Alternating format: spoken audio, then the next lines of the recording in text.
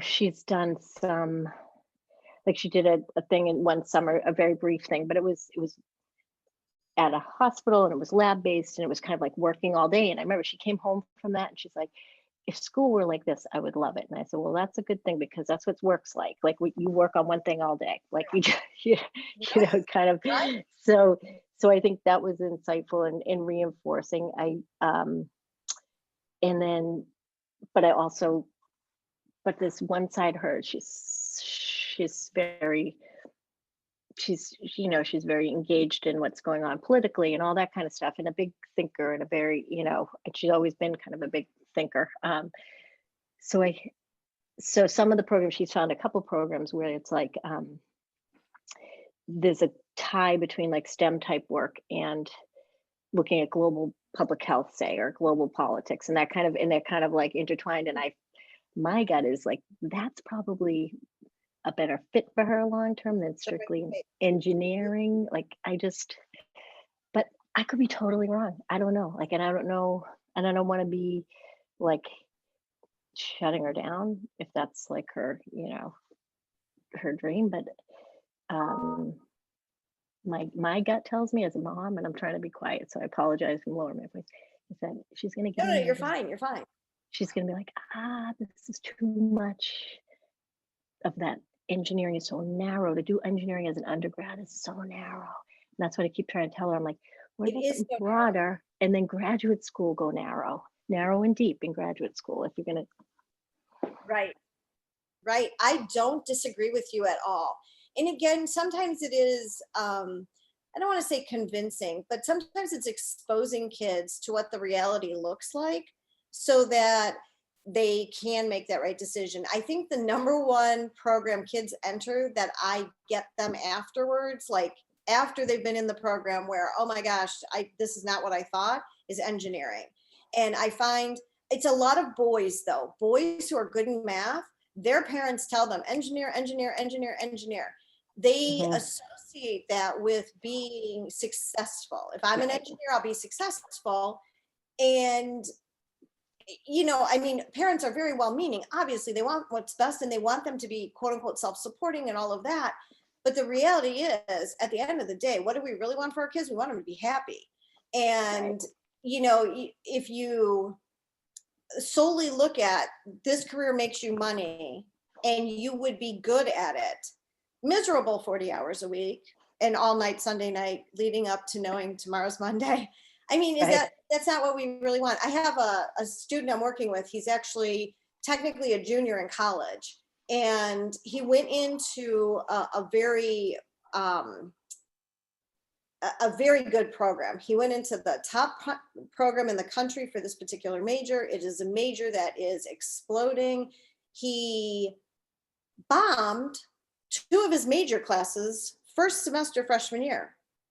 And when I looked at his transcript, he and his mom were sitting in my office actually, and I said, I got to tell you right now, I wouldn't have let you go. I wouldn't have let you go back. Like, clearly this wasn't the right major for you. And he's like, well, no, I know I can do it. And I'm like, there's things I can do I'm not going to do. Like, I can Right. change my own oil. Like, trust me, at this age of my life, I'm not climbing under my car and doing it. Okay, there's people I can Right. pay. And we looked at his grades, and I mean, they're just a train wreck. Like, he literally flunked out of the school. Like, the school said, don't come back. Okay. And he's a junior.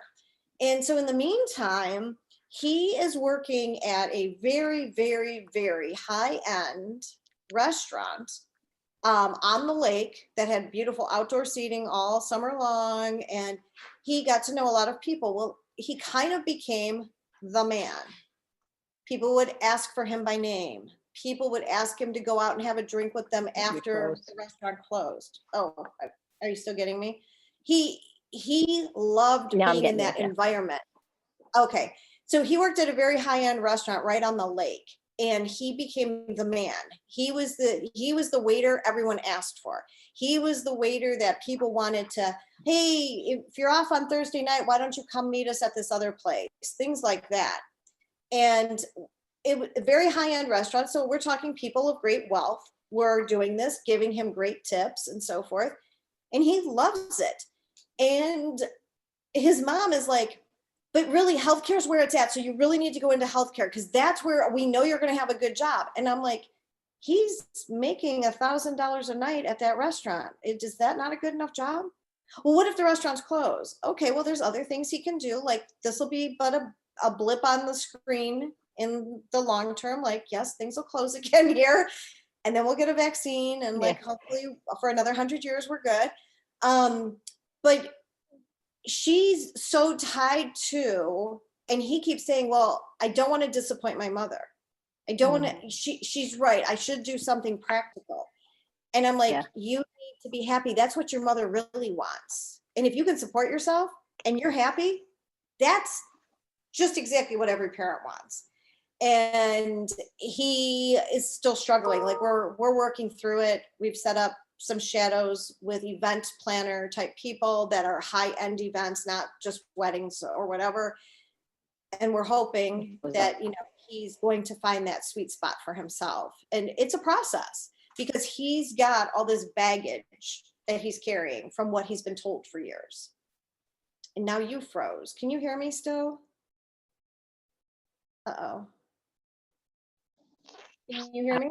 I can Okay. hear. Sorry, I don't know. We probably are all sucking up the bandwidth right now. Right.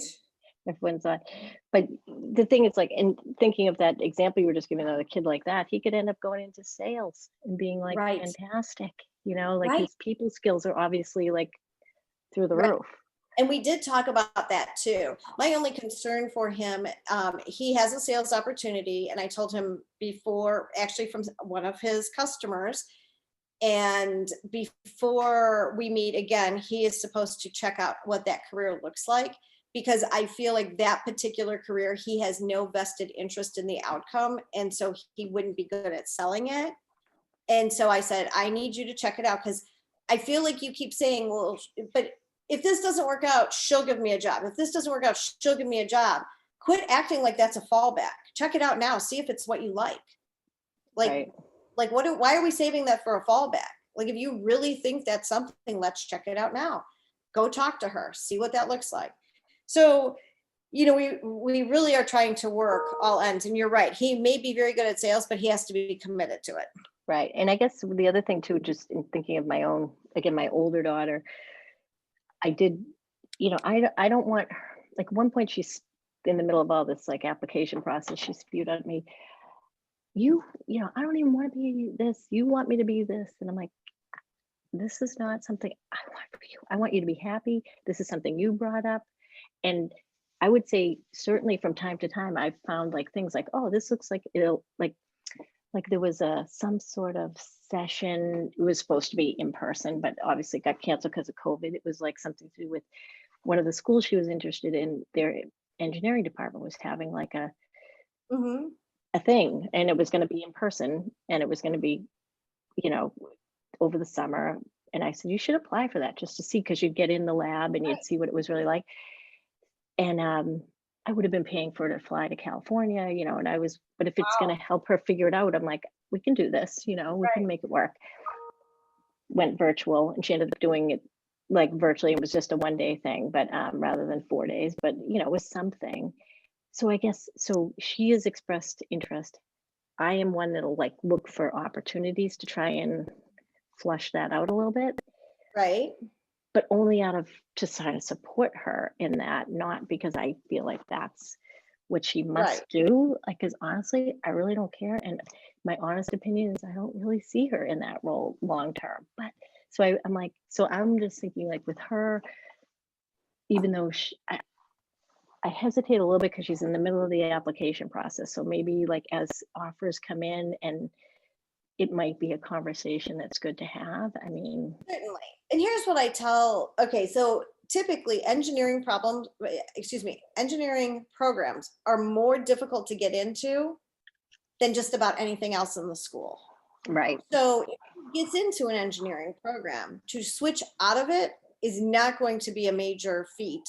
Okay. To switch into it would be a major feat. So what I would tell you is, and I always tell students this, there's no pressure to decide what you're doing until you're going to orientation.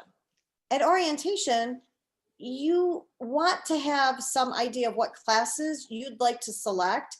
I find too often students are just railroaded into, this is what freshmen take, this is what you have to do, and it looks a lot like high school, except there's not as much structure, there's not as much oversight, and if kids hate it, that's a recipe for disaster for some kids. Probably not your daughter, but for some kids.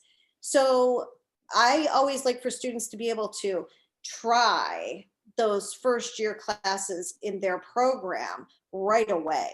Let's make sure we're in the right place. Let's get our feet wet. Let's see how that is. And let's save some stupid gen ed for when you're going to have the most difficult class. You know, if you're a science major, typically you're going to have organic chemistry at some point. That's a really, really difficult class. Let's take some stupid humanities class during that you don't care as much about, but it's going to be fairly easy for you to get through. And so you're not like, oh, organic chemistry and calculus and physics, and you know, so Okay. So that's good. So before orientation would definitely be an ideal thing, like a couple months before, so we have time to kind of work through it. Okay. And again, her getting information from somebody other than, you know, a parent is always different, because you know how that is. Mm-hmm. I have a couple of my own kids, and trust me, when somebody else says something like, really? Because I said that 74 times. And no, it wasn't the same. Yeah, that's definitely something we could look at. What I can do is I can send you information regarding this program to your email. And then you can let me know if this is something you're thinking for either of your daughters or both of your daughters. What I would suggest is, once I send you the information, we schedule an hour-long consultation for both of them. We could do it simultaneously, but their buying into the idea is super important. And if you just say, oh, well, you're going to do this, a lot of times they're like, no, that's not what I want to do. But once we talk, and you know, it's a fact-finding mission for me. It's also to let them understand why, how, all of that, and that they're just going to come away with such better information and understanding. And so I would say that would be the best next step, so that they, you know, really have a good feel for what the program is going to entail. I have yet to have a kid not buy in once we did a consultation. You know, they really seem to understand what the advantage is for them. And then, you know, we could get going on it for either of the girls, or whichever, you know, the oldest, since she's got to get orientation. Yep. Great. And then, so I know, and we've been chatting for a while here, but you also, do you do other things? Do you do prep things? Do you do ACT test prep? We do subject specific tutoring. Right now we're getting so many requests for physics, chemistry, and pre-calc. Just a ton of requests, because between virtual learning, hybrid learning, everything else, kids are really struggling. So we do all of that as well. Okay. And the ACT prep, is it like done, would you be doing virtual groups, one-on-one? We do virtual one-on-one. And so the package that we have is 12 1-hour one-on-one sessions. It's totally focused on what your daughter needs at that moment, what she wants to work on, what she needs the most help with. And then they also are able to go on to 4 group sessions. The 4 group sessions are an hour and a half each, which is just reinforcing everything. And it's more practice. And it's maybe hearing kids ask questions in a different way that suddenly, you know, make the light bulb go off. And then, so it's 18 hours total, 12 individual, 6 group hours, because each of the 4 sessions is an hour and a half in the group class. So 18 hours, and it's $1,150. Okay. All right. Yeah, so it's interesting because here on the East Coast, there's such a bias towards SAT versus ACT, which I know is more in the Midwest. But my older daughter ended up she took one of each last December and decided to pursue the ACT. And, you know, she ended up getting 2 tests taken, and her super score was 33. So she really didn't prep. She should have, you know, I feel like with a prep, she could have been even, you know, but it No, is I what it is. Yeah, the good news is that every school in the United States takes both. Yeah. So whichever you feel most And then comfortable. my younger daughter took the pre-ACT Mhm. last year. This year just took the PSAT, and their way those scores don't come out until like the first week of December. Right. And then kind of, I don't know. She she actually did exactly the same as her sister on the pre-ACT. They both scored exactly the same. Okay. So it was like I think she had on that it was like a 27 to, as Okay. kind of a baseline. So, and I know some of the math I've heard like earlier in 11th grade, a lot, the math hasn't all been covered, but Yeah. Some of it hasn't, but not much. Not much of it has not been covered. I mean, you're talking maybe at most 8 to 10 questions. Science, okay. English, and reading, they've had all that before they started high school. I mean, Okay. it's super basic stuff, but in looking very complex problems. Right. Maura, Yeah, it has been a pleasure talking to you. I do have an great. 11 o'clock Okay, I'll call. let you run. Okay, send me I an will, email. yes, I will email you. And please don't hesitate to reach out with any additional questions. And, happy to talk to you again. Okay. All right. Thank Okay. you. All right. Bye. See you. Bye. Bye.